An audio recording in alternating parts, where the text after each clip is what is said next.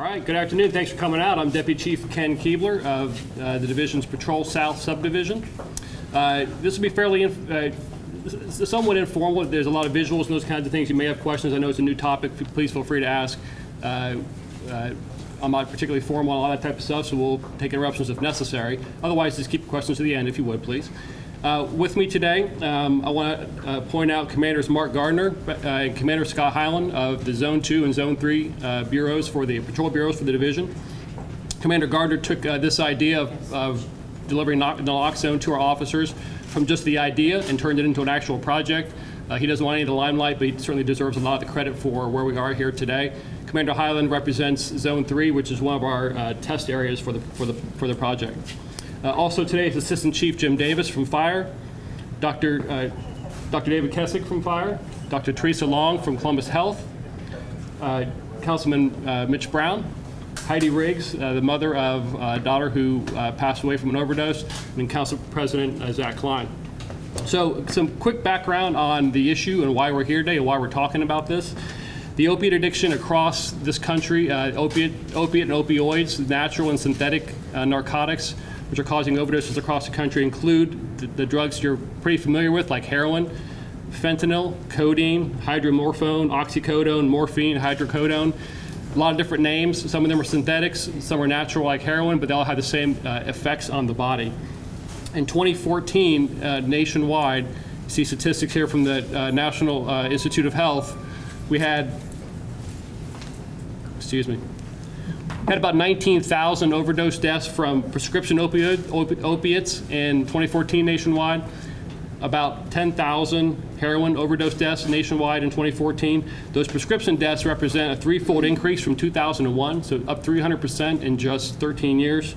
Heroin represents a 6 times increase, a 600% increase in just those 13 years, from 1,500 in 2001 to almost 10,000 in 2014. In Ohio, we saw about 2,500 overdose deaths in 2014. 500 of those in 2014 were fentanyl related, which at that point represented a 5-time increase from 2013. Fast forward to today, 2016, Cuyahoga County alone is on pace to see 500 to 600 fentanyl deaths in just this year. So as many as the whole state had last year, Cuyahoga County is on pace to have that many. They had 45 in May. After 30 in April, they had 15 in the last 6 days of May in Cuyahoga County. Why that matters here in Columbus, fentanyl is approximately 30 to 50 times more potent than heroin. And in Columbus, we had a seizure in early April of 7 kilograms of fentanyl that was destined for the streets here in Columbus. So had that 7 kilograms hit the street here in Columbus, we don't know what that impact would have been, but we believe it would have been severe here in Columbus. And so what we recognize, of course, is that overdose deaths are a multidisciplinary problem. Law enforcement can't solve it on its own. Law enforcement isn't in this at all by itself. We have traditionally, of course, played the role of intercepting the narcotics before they get to the street. We work with local and federal prosecutors to push criminal charges against those who push these drugs into our city. But we have a very limited role as far as the medical side of things, the prescription side of things, treatment, and rehab. And so we have to work with our partners, many of whom are represented right here today, on this greater problem. There's lots of different angles working on this. We enter it from the naloxone side of things simply because we're looking for solutions that save lives. So what is Narcan? What is naloxone? Narcan is the brand name of naloxone, which is the generic name. It's been in use for about 40 years, very, very widely studied. We hear about it now today because we've seen the increase in deaths, but naloxone has been being used to treat heroin and other opiate overdose for almost 40 years now. I'm going to leave some of the science to others, but I'll give you some of the basics. What it does is it reverses that loss of consciousness that predates cardiac arrest. Most importantly, it interrupts that reduced respiration so the patient stops breathing, or the breathing slows to the point where it eventually leads to cardiac death. And Dr. Kessick could certainly talk more about that. And Narcan gets in and interrupts that process, begins the process of allowing the patient to begin breathing again, which then allows them to survive. What's interesting about it is that it's harmless and benign if it's used on somebody who shows the symptoms of an overdose but isn't actually in an overdose. So you might have somebody who's confused. We believe it might be in an overdose. If naloxone is used, it doesn't cause any damage or any ill effects to the person it was used upon. So it really is kind of a wonder drug in that when it's necessary, it does what it needs to do. When it's not needed, it doesn't cause any kind of harm, which allows us to kind of play in this ball field of fires, which is where we're delivering medication to people, but we don't have to worry about any harm from if we were inaccurate in our assessment. It can be administered by IV. It can be administered by an intramuscular device similar to an EpiPen, or it can be delivered as we're going to give it through a nasal atomizer, which takes the drug, aerolizes it into the nostrils, and then the patient absorbs that through their nostrils. As of late 2015, it can now be carried and owned and acquired by family and friends of people who are addicted to any of these substances, and can be acquired by law enforcement to be delivered. So some changes in the law in 2015 allowed the police departments to begin carrying it and provided immunity to officers who use it in a circumstance where maybe it wasn't the right choice, or if something negative happens not related to the naloxone deployment, the officer can't be necessarily accused of having used it improperly. So there was some cover given to law enforcement because it's so important to get it delivered quickly that they want to make sure that we didn't have any reservations about wanting to use it. So the law in 2015 changed, giving us the cover to be able to use it and use it the way it was intended. So after that change in the law, what we did was we approached our colleagues at Fire and we said, could you help us develop a program for this, help provide us the medication, give us the training necessary, and help us to equip our officers. And so when we began talking with Fire about this, we had to figure out first, why are we going to do this? And what we learned from Dr. Kessig was there's a very short window that's very important, about a 4 to 6 minute window, maybe a 6 minute window between the respiration slowing to the point where it's going to lead to cardiac death. If we can get into that 6 minute window and deliver naloxone during that short, brief window, then we can possibly save a life. For those calls where CFD arrives before us, this program doesn't make a difference. This only matters when we can get to a scene faster than Fire, and sometimes we may be just around the corner from an overdose being called in, and that's where we can really step in. CFD really has the best in breed response times, and so if this program were not to be successful, it would be simply because Fire gets here before we do quite regularly. So what we did is we asked Chief Davis and Dr. Kessig to provide us details on how many times they used the drug in 2015. It was about 2,200 times in 2015. That's how many times Columbus Fire dosed a patient with Narcan or naloxone. That's not the township coming into Columbus. That's not the suburbs who also dispatched into Columbus. That's Columbus Fire alone used it 2,200 times in 2015.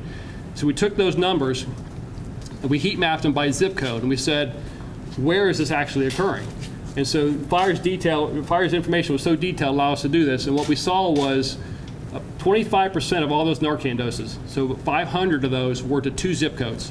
And those 2 zip codes aligned almost perfectly with 19 precinct and 13 precinct. So to us, it was pretty obvious this is where we needed to go. Just another step back, 1,000 of those 2,200, so almost half were in 8 zip codes. There's almost 30 zip codes in Central Ohio. 8 of them had those 1,000, but 25% to 19 precinct and 13. So that's where we zeroed in on. The chart all the way to the left shows that the use by day of the week or use by hour of the day didn't change a whole lot to change our analysis. We just needed to focus on geography, so that's where 13 and 19 precinct came in. So we decided to equip every officer on those 2 precincts, about 130 officers, plus some other officers on the zones who report to those particular precincts. So 130 officers we wanted to outfit with the kits. And one of the nice features of this program is that to the citizens of Columbus, this is cost neutral for police to begin issuing it. Narcan costs about $35 per dose, whether Fire gives it or whether we give it. So if we're going to give it, then that $35 is spent by us. If Fire were to give it, it was going to be spent by Fire anyways, but our giving it out does not actually increase costs to the citizens. It just transfers it from Fire to police. So fast forward real quick to the kit itself. We have 27 trainers who met with Assistant Chief Davis. I'll let him walk through the training here in just a second that we gave. The kit that our officers will be carrying looks like this. It's just a nice solid case to protect the drug because it is $35 and it's somewhat fragile, the actual vials. In the kit is the drug itself, a nasal atomizer, either a second dose of the kit if they have 2 doses, or rubber gloves. A lot of officers carry rubber gloves on their gun belts. They don't need to have that in there, but the drug and the atomizer. The atomizer looks like this when it's filled with a drug, and then it's delivered 1/2 dose to each nostril on a patient. I'm going to transfer over to Assistant Chief Davis to describe briefly how they put together the training force and how they delivered it to our trainers. Thank you. So fire's involvement in this from the very beginning was just a supportive mechanism. We're very fortunate to have a good relationship with these guys, and what we did was we put a train the trainer program together. It was 5 phases of the train the trainer program. When we got together, the first thing that police did was they went through their policy with the officers, how they wanted them to approach the scene safety and size up of the situation. From there, then we went through the need for the community and spoke about the statistics and what the impact of the community and the science behind how opiate overdose affects patients. From there, what we did was we spoke to the trainers about the who, the what, the when, the where, and the why of the drug. How does it work? Who gets it? Why does it work? And what should they expect when they give it? And how we encourage them to approach a patient, and then what we expect them to do when paramedics arrive, how they turn the patient care over to our folks. And then from there, once all that was done, we actually put each one of the officers into groups, and we put them in a simulated setting where we put them in 2 different situations that we frequently find overdose patients in, and we actually ran scenarios with them where they had to actually assess the patient, open the medicine, prepare it, and administer it. It gave them the opportunity not just to do some practice, but to actually interact with each other, and they actually spoke about what worked for them, what didn't work for them, you know, and how they could manage the scene safety as well as the patient care, which I think was a big part of what we wanted to assure during the course of this. So, and then after that, we, the 5th part was explaining to them how we were going to follow up and how we were going to make sure that we closed the loop back to the officer through making sure that the fire EMS report, the hospital report, and a quality assurance aspect to make sure that we were doing the right thing by the patient and we were getting back to the officers and letting them know what they did, the appropriateness and how well it was working, and what ended up being the outcome with the patient. We felt that was a big part of it. And then obviously we closed with questions and answers, and there was a lot of great discussion about what to do in different situations. So. Great. All right. Thank you. And so that training occurred in late May. We trained about 27 trainers. Some of those were about half were from patrol, half were from the training bureau, because we may need to expand this out later in the year to the rest of the division. But we trained initially the officers on 13, 19 precincts so that they could go back and train their colleagues on how to use it. And then once they were trained, they began carrying the medication. So Chief Davis pointed out that they set up some scenarios where the officers would be exposed to common scenarios that fire saw in these overdose situations. Our very first use of naloxone was within 72 hours of that first training, and it almost perfectly mirrored one of those situations. Officers Scalfani and Blair from Zone 3 responded to a situation where a female had overdosed in the bathtub. They were able to remove her from the bathtub, get her in a position where they could deliver the drug. She regained consciousness and survived. But it just goes to show how smart CFD was on figuring out what kind of training we needed and setting up a really good scenario. To date, now 4 weeks in, we've had 7 successful administrations of naloxone in those 2 precincts. 6 of those have been on Zone 3 and 19 precinct, 1 of them on 13 precinct. So far those have been successful deployments. We have no idea if those that we've deployed on have followed up with addiction services or rehab. We don't think it's our job necessarily to follow up with them, make sure that they're getting into those services. It's our job to give them that opportunity, and that's what we're trying to sell for our officers. And as Chief Davis mentioned, we have this close the loop where fire gets back to us and says, here's what you did right, here's what you did wrong, so we can readjust. So that's the program in a nutshell. I want to give Dr. Long an opportunity, or Dr. Kessig, an opportunity to just to comment on their piece of it. Sure. Thank you, Chief. Good afternoon, and thanks for allowing us to tell you about this very exciting program that we're partnering with the Columbus Police Department on. One of my jobs as the medical director for the Columbus Division of Fire is a rather sad task, but every day I review the cardiac arrests that occur here in the city that we treat. And as I've noticed over the last few years, instead of noting the ages to be 80-some, 70-some, they are now 23 years old and 19 years old. And it was an abrupt change that occurred, And these arrests are occurring because, just like the chief said, opiate overdoses cause respiratory depression to occur, which then leads to cardiac arrest. So we have the drug that can reverse that, and we have the delivery system such that we can administer it in a nasal spray and don't have to look for an IV, so that it's a relatively simple process. And we are so encouraged with the response we've received from the Columbus Police Department, because their enthusiasm is infectious. Every time they administer it, we get excited emails and calls of just how well things went and how proud they are to have contributed in saving a life. And we feel that this is going to be a great, great benefit to the community. So we thank the Columbus Police Department for allowing us to partner with them so that we can add this as a community benefit. Thank you. Dr. Long? Well, good afternoon, and thank you, Chief Keebler and Chief Davis. I apologize, Council President Klein, Councilmember Brown, Dr. Kessick, obviously Ms. Riggs, you're going to meet in a moment. Catherine Carherd, by the way, from ADAM is here as well, so thank you, Catherine, who's the Clinical Services Director at ADAM. Our community is faced with a public health crisis that really threatens not only those that are in its powerful grip, but actually our entire community. Opiate addiction is a chronic, relapsing brain disease. And too many, as you've just heard, too many individuals and families are suffering through its terrible impact. In Ohio alone, as you've just heard, over 366% increase in drug overdose deaths in the 13 years that Chief Keebler referred to. Franklin County ranks 4th highest for the numbers of drug overdose deaths in our state. And actually, I think as a rate, we may not be the highest. I think as far as numbers, we're right at the top. These statistics, however, really don't represent the lives behind the numbers. These are our sons and our daughters, our friends, our neighbors, our coworkers. These are real people with loving families, bright futures, and very promising lives that are cut short. So as Health Commissioner, I have a responsibility to our residents to address this important issue. And yes, to encourage others in our community to join us in the fight. And I couldn't be prouder than to, again, thank our Columbus Division of Police, who has stepped up to help. And frankly, it's been a key partnership that has made this possible. Our police partners save lives every day. It's what they do, and they do it very well.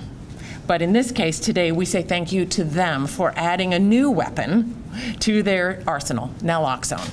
This Naloxone, which can save lives, as you've heard, can save people from dying from a heroin overdose.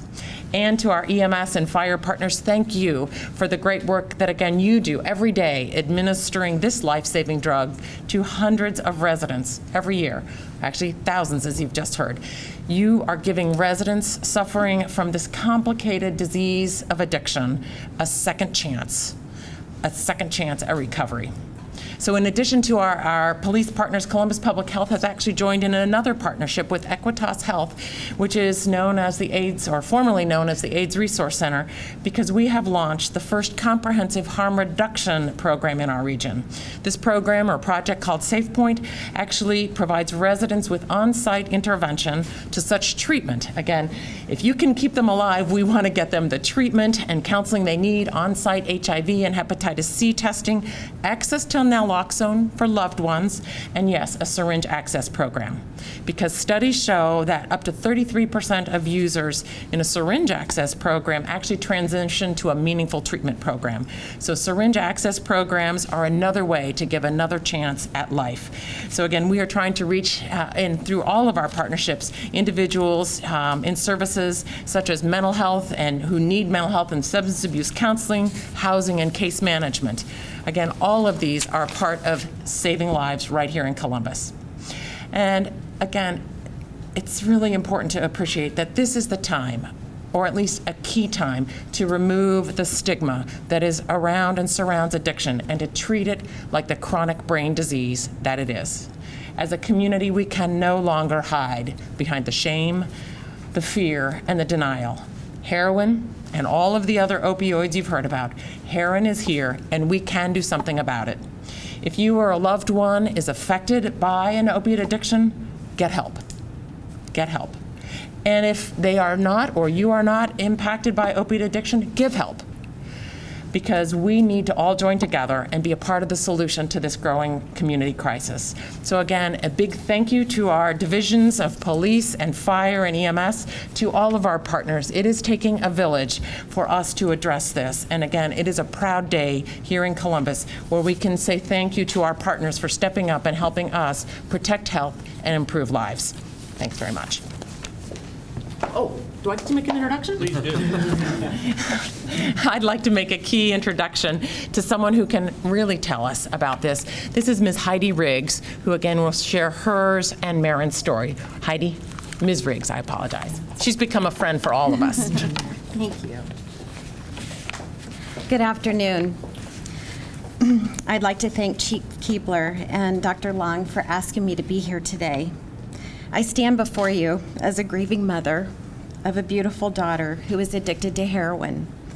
Marin was beautiful and smart and did not fit the profile of what society thinks is a heroin addict.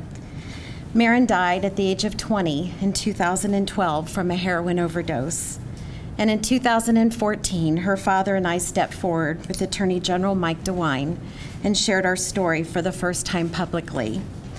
We wanted to address the stigma around the disease, that this can happen to any family. And it affects all people of the population, young and old, rich and poor, living in the city, suburbs, and rural areas. Our current statistics in Ohio tell us that we're losing 23 people a week directly related to heroin overdoses. As I've traveled the state over the last 2 years, when I worked with the heroin unit at the Attorney General's office, I met with many communities and law enforcement, and I'm so pleased as a parent who's experienced this personally to see the cultural shift with law enforcement. They understand it's about saving a life and not the stigma that surrounds the disease of addiction that would lead someone to place stipulations on the possibility of saving a life. On behalf of all the families and myself, I want to thank the Columbus Division of Police for all you do in protecting the lives of our citizens and for choosing to administer Naloxone. We can and should continue to rely on EMS to respond to overdoses, but not to the exclusion of others who may be first on the scene, which is sometimes our police officers. Every second counts in an overdose. It is a medical emergency. Addiction is a powerful disease. It's not the character of the person, but the chemistry of the brain. Every person deserves a second chance at life and recovery. I am grateful to law enforcement for your efforts, especially fire and EMS for all you do. We are losing a generation, and we know that only by working together that we will beat this epidemic. Thank you.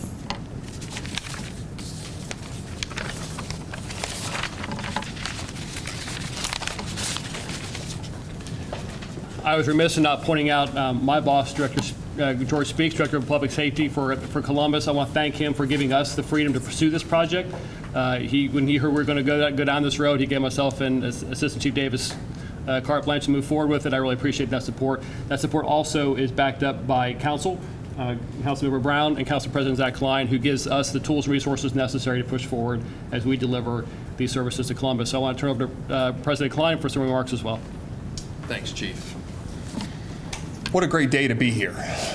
I want to recognize again Director Speaks. I think when I chaired public safety prior to becoming council president, we talked in our weekly meeting about the rise in the Narcan administration from the Columbus Division of Fire, and have looked across the country about how first responders, whether they wear a fire helmet or a police hat, how they can be on the front lines of changing lives and making a difference. So I appreciate his partnership in moving this forward with the Division of Police and allowing the Division of Fire and the Division of Police to come together and collaborate in the Columbus way, a partnership of how we can make a difference. I think we're all in this, whether we're elected officials or city staff or administration or Division of Police, Division of Fire, to change lives and to make a difference. And there's no better way to do that than actually save a life.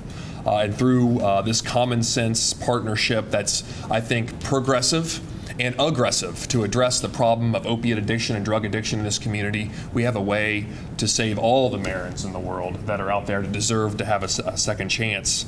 So Ms. Riggs, thank you so much for sharing your story. I don't think there's a family out there that isn't touched in some way by drug addiction, whether it's the person in their family that they know, or perhaps they've seen a rise of crime, of petty crime in their community because of the rise of the opiate epidemic and trying to feed the addiction. But this problem, it sees no race, it sees no class, it sees no sex, it sees no age. This is a problem that can affect anyone regardless of how rich or how poor you are or what zip code you live in. And so we got to do something about it. And as Dr. Long indicated, these folks are addicts. They have a mental illness that needs to be treated. So the delivery of Narcan that can save lives, in my opinion, is just the first step. What are we going to do as a society now to follow up to ensure that they get the treatment that they need to address one of the greatest epidemics, health epidemics of our time, and that is drug addiction and what it's done to our community and to our families. So I see this as the initial stage of what we can do to tackle this significant problem that's affecting so many people. But I know in the City of Columbus spirit that in partnerships with the Division of Police, the Division of Fire, with the Department of Health, and some not-for-profit service providers and our great health systems, that we can really make a difference in tackling drug addiction to turn people's lives around and give them the second chances that they need in order to become productive members of society, so all of their families, their kids, the mothers, the daughters, the brothers, the sisters have a chance to survive. So thank you so much for being part of this program, the Columbus Division of Police. Thank you, Brother.